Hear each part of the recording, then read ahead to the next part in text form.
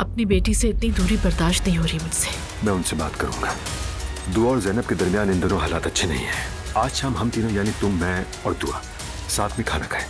दुआ बेटा प्लीज घबराना नहीं, मैं तुम्हारी माँ से मोहब्बत करता हूँ। जरा अवन देख लेना। दुआ कहाँ है?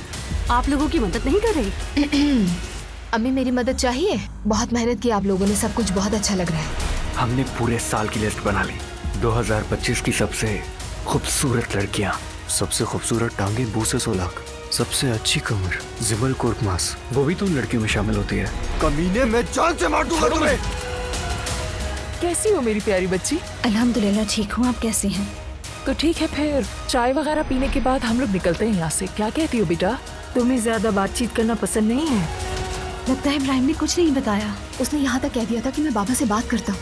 अब क्या करें? सोच रही हूँ दोबारा जाकर बात करूँ उससे। तुम दोनों को मैंने यहाँ बिला वजह तो बुलाया नहीं है। बताओ लड़ाई क्यों हो रही थी?